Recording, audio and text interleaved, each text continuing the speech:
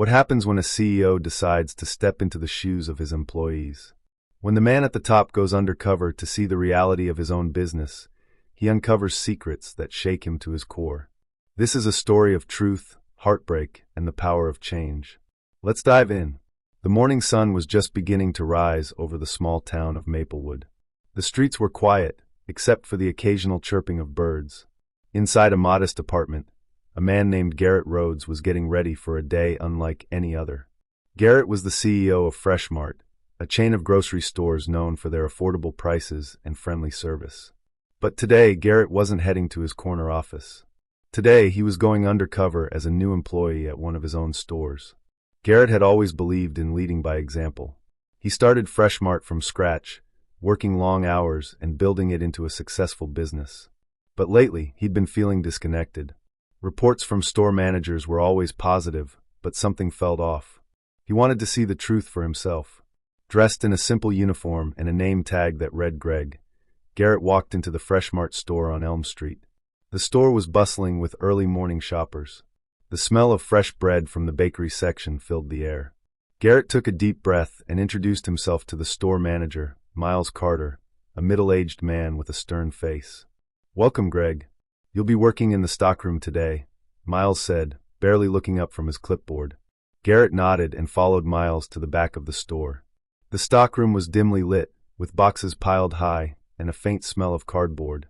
Garrett was introduced to his co-worker, Derek, a young man in his early 20s with tired eyes and a worn-out smile.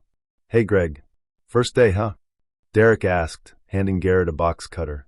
"Yeah, first day," Garrett replied, trying to sound casual. As they began unloading boxes, Garrett noticed how hard Derek was working. He moved quickly, almost frantically, stacking items and checking lists. But there was something in Derek's eyes, a sadness that Garrett couldn't ignore. Around midday, Garrett and Derek took a short break in the employee lounge. The room was small, with a few chairs and a vending machine that looked like it hadn't been restocked in weeks. Garrett sat down next to Derek and decided to strike up a conversation. "So Derek, how long have you been working here?" Garrett asked. Derek sighed. "About 2 years. It's not a bad job, but it's tough, you know. The pay isn't great, and the hours are long.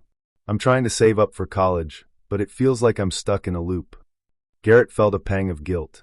He knew the starting pay at FreshMart wasn't high, but he'd always assumed it was enough to get by. Hearing Derek's words made him question that assumption. "Do you ever think about quitting?" Garrett asked carefully. Derek looked down at his hands. "Sometimes. But I can't. My dad's sick, and I'm the only one bringing in money right now. I just wish things were easier." Garrett's heart sank. Here was a young man, working tirelessly to support his family, and yet he was struggling to make ends meet. Garrett wanted to say something, to tell Derek that things would get better, but he knew he couldn't reveal his true identity. Not yet. Later that afternoon, Garrett was asked to help clean up the produce section. As he was arranging apples, he overheard a conversation between Miles and another employee, Tyler, a stocky man with a loud voice. "Did you hear about the new policy?" Tyler asked. "Yeah," Miles replied, lowering his voice. "They're cutting back on overtime. Says it's to save money, but we all know it's just corporate greed." Garrett froze. He hadn't approved any policy changes like that. What were they talking about? Curious, Garrett decided to dig deeper. During his break, he pretended to check his phone while listening to more conversations.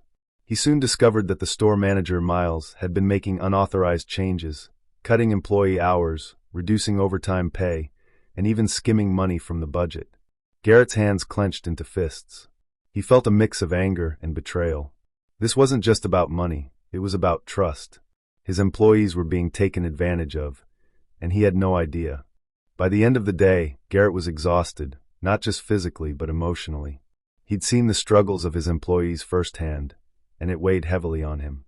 As he clocked out, he noticed Derek sitting alone in the break room, staring at a photo on his phone. Garrett sat down beside him. "Everything okay?" Derek hesitated, then showed Garrett the photo. It was a picture of Derek and his dad, smiling together. "He's in the hospital," Derek said quietly. "I don't know how much time he has left. I just wish I could be there for him more, but I can't afford to take time off." Garrett felt a lump in his throat. He thought about all the times he'd focused on profits and growth, forgetting the people who made it all possible. In that moment, he knew he had to make things right. The next day, Garrett returned to the store, not as Greg, but as himself. He called a meeting with all the employees, including Miles. The room was tense as Garrett stood before them. "I want to thank you all for your hard work," Garrett began. "But I also want to apologize. I've been so focused on the big picture that I lost sight of what really matters, the people who make this company what it is." He announced immediate changes: a raise for all employees, a new policy to support those facing personal hardships, and an investigation into the unauthorized changes made by Miles. The room erupted in applause, and Garrett saw tears in Derek's eyes. As the meeting ended, Garrett pulled Derek aside. "I heard about your dad. Take as much time as you need. Your job will be waiting for you when you're ready." Derek hugged him, his voice choked with emotion.